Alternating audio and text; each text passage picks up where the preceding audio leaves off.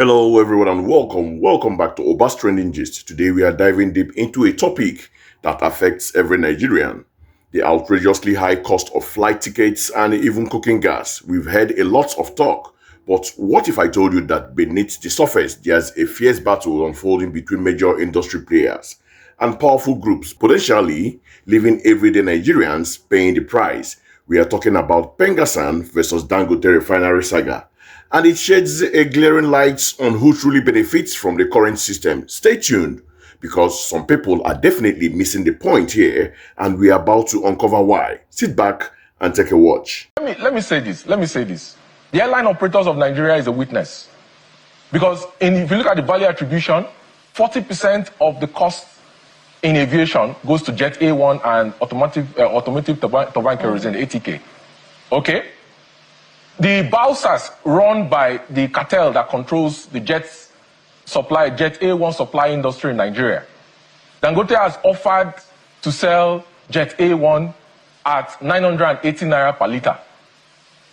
Jet A1 is being sold at 1,240 naira per liter to airlines in Nigeria.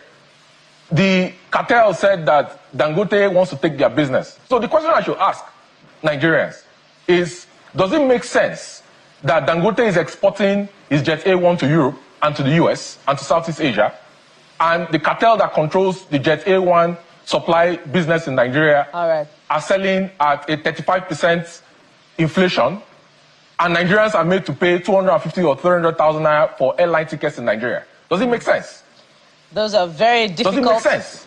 Very difficult. I'll give you another one before I leave, Bukola. I'll give you another one before I leave. I'll give you another one before I leave. Bukola, I'll give you another one before I leave. If you can do it in 10 seconds. 10 seconds. LPG is sold for over 1,000 naira per kg by the cartel that controls the LPG association in Nigeria. Dangote has offered to sell LPG to Nigerians at 800 naira per kg. Does it make sense that the distribution to the last mile have said they don't want his LPG because he wants to offer directly to consumers at 800 naira per kg, and they are selling at over 1,000 naira per kg?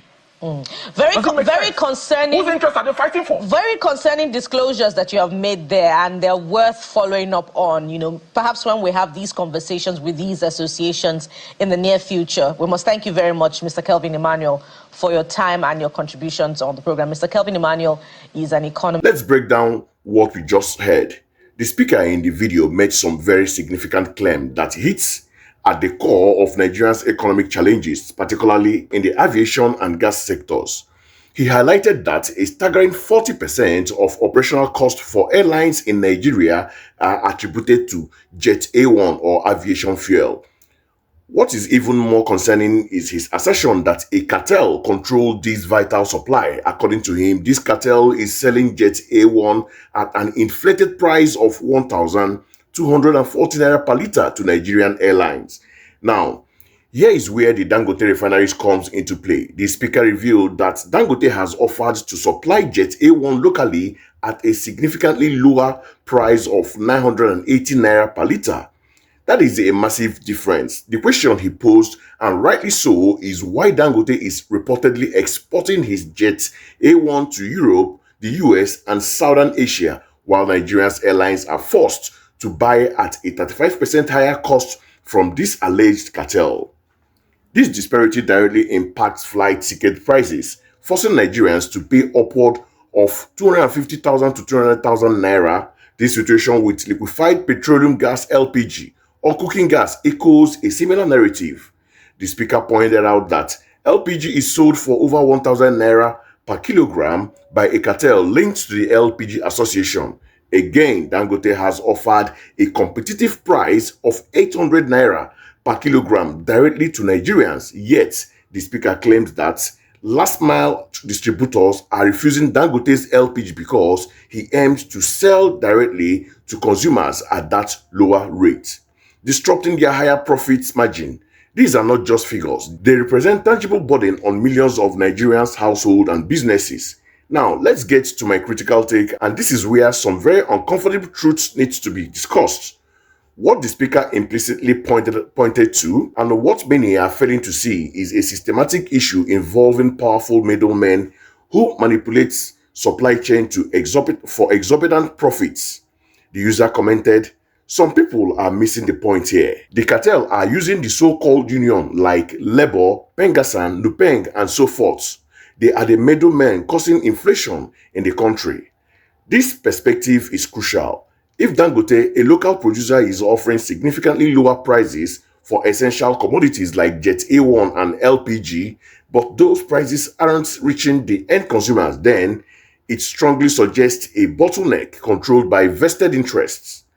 These middlemen aren't necessarily adding value, they are adding costs. And when these groups, often cloaked under the guise of union or associations like Pengassan or Lupeng, reportedly resist direct supply channel from a domestic refineries, it raises serious questions about whose interests they truly serve.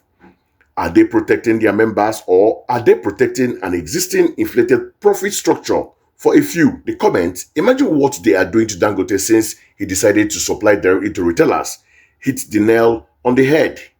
Dangote's refinery was heralded as a game changer for Nigeria, promising energy security and lower prices. But if powerful groups are actively hindering his ability to sell directly and competitively within Nigeria, effectively forcing him to export while local suffers, then the promise of refinery is being undermined by internal forces. This isn't just about business, it's about economic sabotage against the Nigerian people and the potential for genuine industrial growth and consumer relief. It is a fight for market control, and unfortunately, it's the consumers who are losing out, paying inflated prices for necessities. The evidence presented in this discussion points to a disturbing trend where the interests of a few powerful players override the welfare of the many. Until these bottlenecks are addressed and direct competitive supply is allowed to flourish, Nigerians will continue to pay exorbitant prices for aviation fuel and cooking gas.